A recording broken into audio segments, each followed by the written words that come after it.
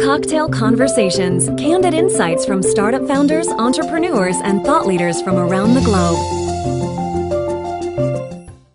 POPVOX is an online advocacy platform, so it's basically a place where anybody can go and weigh in on the bills that are in Congress and actually get those messages to Congress in a way that can be heard.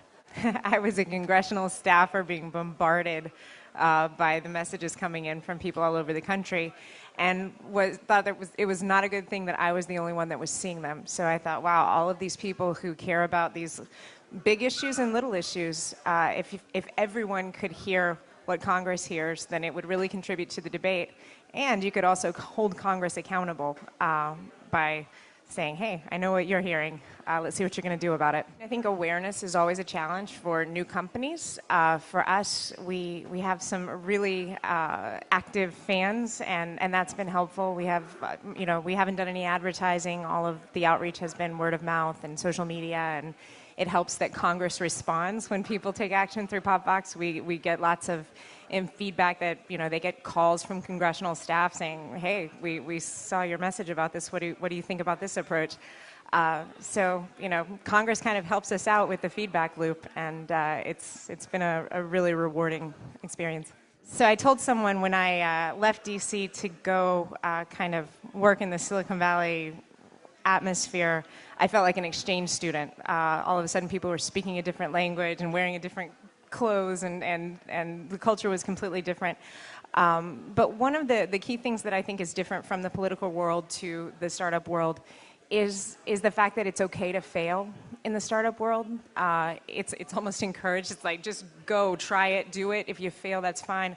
Get back up, that's experience. In the political world, sometimes, unfortunately, it's like, oh, God, don't try that. You might fail, and I don't want to be standing anywhere near you if you do. It's very much a zero-sum game. There's the feeling that if you win, I lose in the political world sometimes, and I think to the country's detriment, unfortunately.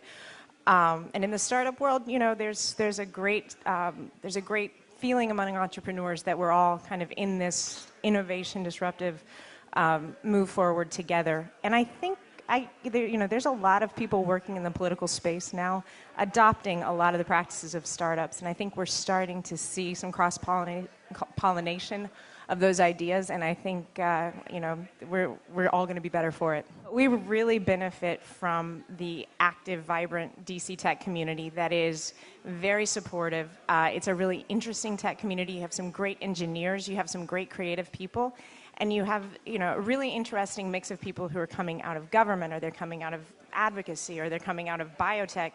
And I think there's some really wonderful folks working now to make sure they're all talking to each other, whether through the Startup DC efforts and Startup America. So we're seeing a lot happening in DC. Well, I definitely think it's a factor.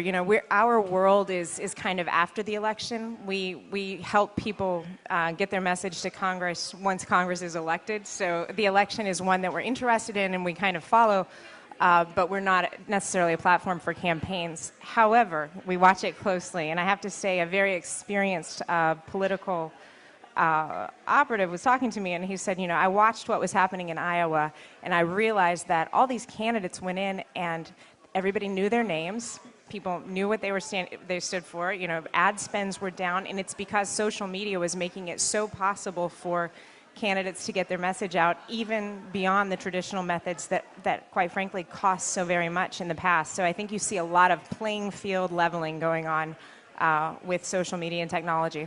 For aspiring entrepreneurs, I think the most important thing is to just do it. It will never be unscary. It will always be scary, and when you feel like you just can't stop thinking about an idea, there's a reason for that, and you just got to go take the first step. There's an entire community out there that will help you take the next one and the next one. And like we said before, the worst that can happen is that you fail, and you learn a lot, you get back up, you do it again, and make something happen.